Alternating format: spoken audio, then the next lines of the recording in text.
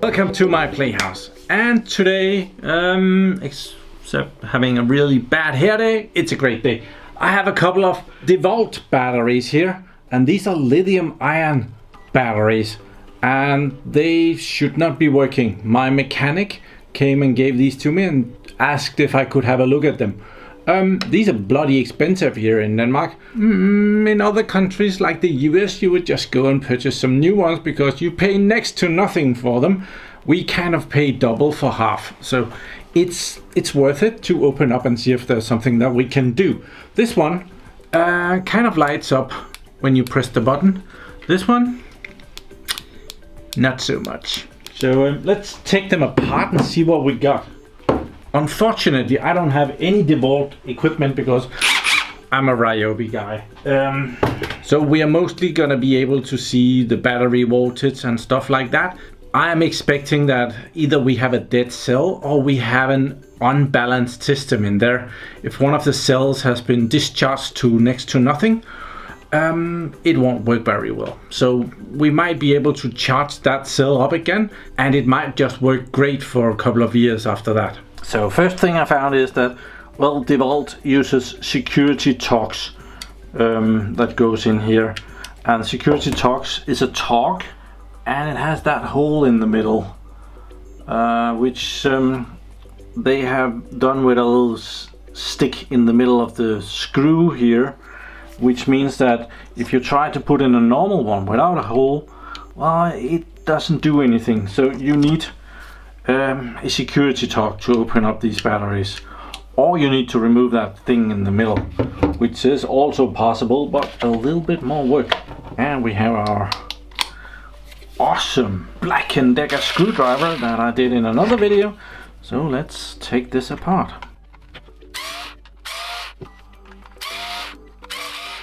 So is that it? Oh, there's some long screws here. I didn't expect that. I expected that they would just be short ones. Okay, it is coming apart. I don't want to, but yeah. Oh, this has seen some corrosion and stuff. Yeah. This is a 4 amp hour battery, 18 volts. So there are 5 cells here and there are 5 cells there. These batteries, they have a nominal value of 3.7 volts each. So that's how they get up to 18 volts and above. And there is the battery meter here. This is the one that is totally dead. It could be the battery meter, so maybe we should just measure and see if there's any voltage on this. Sometimes handymen will use a battery and they will take it out of the charger and they will check it, and it doesn't light up, and well, then it's broken. They don't bother to put it in the drill and see if it actually works. So let's measure the voltage and see if there is any voltage. Okay, so we have a positive lead here and a negative lead here, so we should see a voltage on these two connectors here, and we do actually 16.23 volts. So there is a good chance that this battery is not really broken. It's just the, well, it can be the switch or the whatever down here that has malfunctioned, and well, they think that the battery is dead. This is perfectly normal. But let's see if we can take it a little bit more apart and check some more. I have no idea how to do that, but we will find out together. So this is the battery indicator switch that you press to make and the tiny little LEDs here light up, and if I do so, nothing happens. So I have some really sharp pointy thingies that we can put on here, and when I press the contact it will beep, because these are connected to a multimeter, and that was to check the contact, because often I've seen that people press these way too hard. When it doesn't work, well, you press it a little harder and yeah, they break. And yeah, this one is fine. Unfortunately, that would have been an easy fix. Okay, so I have discovered something interesting.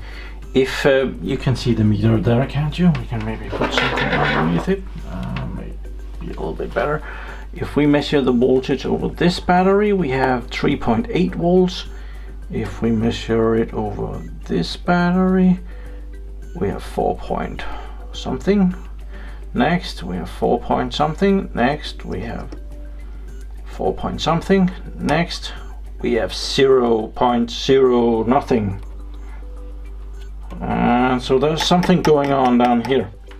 I'm trying to pry the batteries out of here, and they have surely seen some corrosion. I think this battery might have been wet at some point. So I am trying with a tiny little screwdriver and persuading it to come up one corner at a time. It's not happy about it, and I think there might be some adhesive on the bottom or something, but it is giving way slowly but surely. Are we there? No, I still can't. There we are. There we are. Yeah, this ain't great, must say. So maybe we have some. Oh, this isn't good. They're pretty bad down there.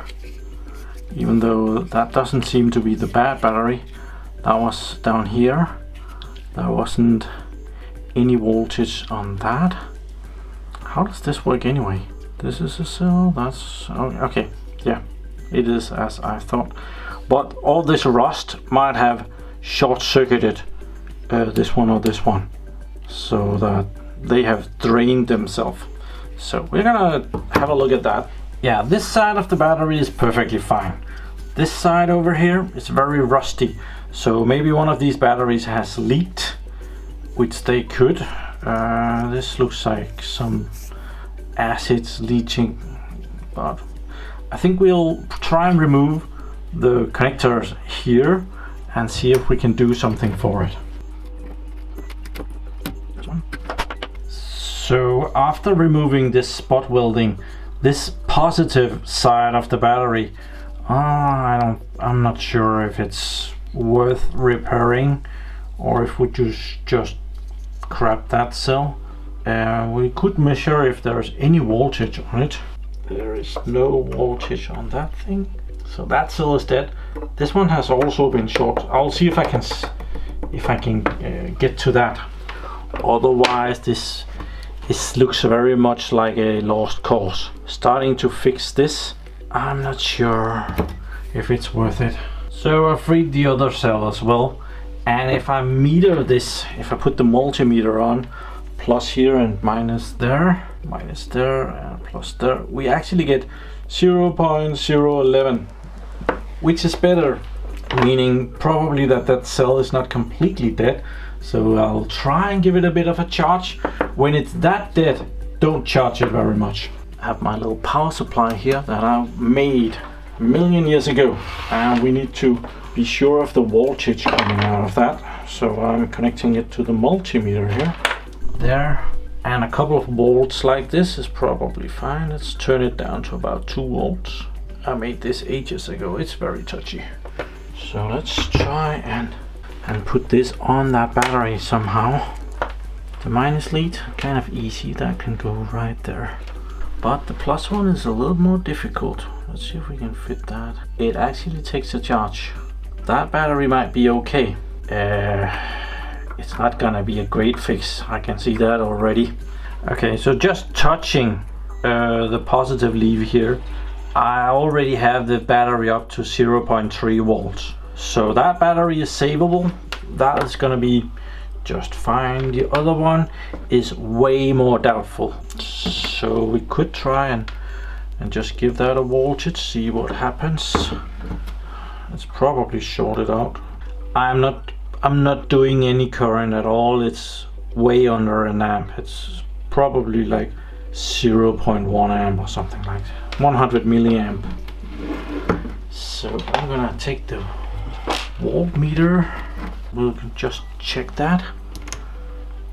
If we got any voltage on there now. No, that's just shorted. So that cell is dead. let's replace that one. So trying to get these solder joints to give up without short circuiting too much. There we are. And straighten that. We can take this battery out of there, I think. Yeah. Dead cell. So we'll find another one. 4 amp hours, that means that this cell is about 2 amp hours. So yeah, we'll find something that looks like it. Well, they all look like it. Let's just take something random. Yeah, let's just take that one. I'm sure it's fine. Yeah, I think water or something has gotten into these, or the battery has leaked some acid. Let's check if there's any voltage on this. There should be. Luckily these batteries last a long time. So yeah, 3.8. Cool. So we'll just clamp that in there. I probably should get that one up to voltage before I connect the two. So charging that a little bit, it's already over 1 volt. That didn't take long, so that battery has been fine all the time. It has just been drained by the other battery. Okay, it has been charging for a little bit. Kind of seen a YouTube video or two, so let's give it some more juice. Let's give it like 0.5 amp. What is the voltage? 3.8, that's good. Right now the power supply is restricting the current. When this red LED is on, it means that the restriction in the power supply is that I've set it to about 500 milliamps. And right now it's supplying 500 milliamps to the battery, and therefore it does not get up to the voltage that I've set this one to. Right now it's only at 1.8. It should be rising ever so slightly. You see 3, now it became 4, 5. So it's going up in voltage, and at some point it's going to be able to supply the right voltage, and then the amperage will go down. So yeah, working on that. Okay, some time has passed, at least an hour, maybe 1.5 hours. I've been outside doing other stuff, and we can see that right now I'm cranking and pushing 1 amp into it, and we just reached 2.7 volts charging this battery. But what I found is, well, on 2.7 volt isn't a lot after over an hour. Admittedly, I did not crank it up to 1 amp in that hour. It was charging with about 0.5 amp. So, but if I plug this out of the charger, see how fast it drops. This battery is self-discharging rapidly, and this is probably why I'm having difficulties charging it up. So I am very much guessing that that cell is no good either. See, we're already down at 2 volts, and that's defective. So we'll have to take that out as well. So removing this spot welder thing, it actually made a hole in the battery. So now it's leaking acid. This so that's not that great. So let's get that out of there. This is not badly made. You can actually replace the batteries. So this is no good. Let's find another one. You can kind of see that. It has a sweet smell to it. It actually smells really good. Probably don't sniff it. Okay, so another battery. Let's put that in. Cool. Then I had to straighten this out because that piece of metal, it's a bit bendy. Previous video I made a DIY spot welder out of an auto starter thingy here, and well, let's see if we can spot weld this on. You would also be able to solder this, but well, let's blotchy try this spot welding. It short circuits a 12 volt battery when you do that, and I do have some kind of safety glasses on, so let's do something, see what happens. That wasn't enough. Oops, that was too much. That really did not work out that well for me. I kind of got it over here, but this rusty shit is just not very good. So yeah, soldering iron, comes out. Okay, it's done. This is but ugly. I am embarrassed of this. The spot welder didn't work very well, and the solder thing didn't work very well either. I removed the connection here and I put on another one because this thing I am actually able to solder on. This rusty thing, well, that didn't solder very well at all. And I did measure, and here on the external of the connector we now have 20 volts. So that's way better than the 16, even though I didn't think the 16 was that bad. Unfortunately, this still doesn't work. So that's a bit of a shame. Have no idea what's going on there. So measure the right voltage, so maybe this works now. Let's get that back in the box, if it fits now. Well, it didn't fit well before. It's definitely not gonna fit any better now with weird solder on it here and there and there and here. So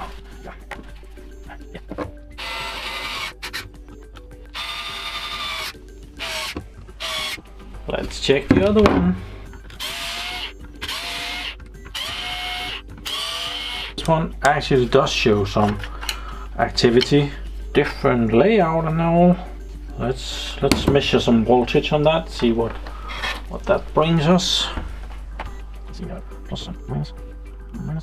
18 volts, so mostly good. So maybe this is just a case of unbalancing, something is out of balance. Let's check each cell, pair of cells. Let's see, 3.6, 3.6, 3.6, 3.6, 3.6. I don't think there's anything wrong with this. Okay, maybe the connections here is bad. Maybe the charger, looks like there could be some dirt here. So probably it has seen some dirt and they have gotten some dirt in and it doesn't charge. So maybe I just have to clean these connections and we should be good. Just make sure that there's nothing weird sitting in there. Looks like it could have seen some sawdust, which is not unregular and unheard of from a drill. So if there is a layer of dirt and you put it in the charger and it's a smart charger and you want to balance out all of this, well, you might run into trouble. So I think this is good. I don't think that it has any problem. The charger is probably the balancer because there is 5 cells, so plus minus plus minus. There is room for balancing 5 cells, including the plus and minus. So that's probably how they do that, keep these batteries in balance. Okay, I've hooked it up to my laboratory power supply and it's taking in 1 amp, no problem whatsoever. So I think this is fine. Figured this out on this battery and they actually kind of tells you what this is. B plus and B minus, that's just battery voltage plus and minus. So, and you can see there's TH, have no idea what that is, and there's ID, have no idea what that is. But there is actually 2 connections. There is 1 connection here and there's 1 connection down there. So if we pop this one in B minus there, we get of course nothing. If we pop it in B plus, we see our 20 volts. Then we can read individual cells by putting it in C1. Oops, putting it in C1. We see the first cell, 3.8 volts. Then we can go down and see it in C2. That's the next 2 cells. And then we can go up here and then that's 12 volts. And then the last one is 16 volts. 14, 16 there. So all the connections are put out to the BMS, which is apparently in the charger. Best estimate would be that if one of these connections is really dirty and the charger doesn't get a connection to it, well, it will fail. So let's check the first one. First cell, no problem. The second one, no problem. Third one, 10 volts and 14 volts. So the voltage is a little bit lower on this battery, so we're not getting as high numbers. Right now we are at 18.2 volts. I don't think anything was wrong with this. I just think these connectors had become dirty and did not make a good connection to the charger. Probably about it for this video. Really smart of the batteries to let the charger do all the BMS thing, except those tiny connectors there, they very easily get clunked up or something dropped in there. And this battery with all the gunk inside, I'm not sure that I should have fixed that. I should probably have said that that was broken, because it's probably not gonna last long. Would probably be worth it for them just to get a new one. This one, I don't think there's anything wrong with it. I just think that there was dirt in the connector, and yeah, it still shows some kind of good voltage. And remember, don't do as I do, improve on what I do. Oh, and if you like DeWalt stuff, please like this video. Thank you very much for watching my videos. Do subscribe to my channel so that you can see me again, and have a really nice day. Bye bye.